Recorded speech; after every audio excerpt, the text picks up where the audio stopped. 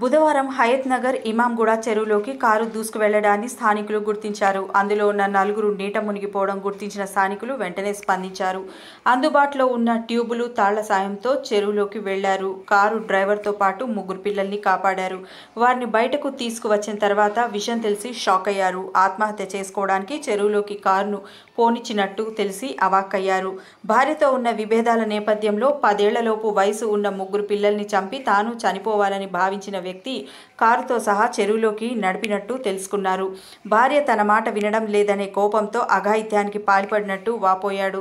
దీంతో స్థానికులు పోలీసులకు సమాచారం అందించారు. ఈ ఘటనలో డ్రైవర్తో పాటు 10 ఏళ్లలోపు వయసున్న ముగ్గురు చిన్నారులు ఉన్నారు. ఒక బాలుడు, 2 బాలికల్ని ప్రాణాలతో కాపాడారు. తండ్రి వెంట కారులో వచ్చిన చిన్నారులు ప్రాణభయంతో కొంతసేపు విలవిల్లాడారు. స్థానికులు వేగంగా స్పందించడంతో ప్రాణాలు నిలిచాయి. ఆత్మహత్య యత్నానికి ప్రయత్నించిన వ్యక్తిని పోలీసులు ప్రశ్నిస్తున్నారు.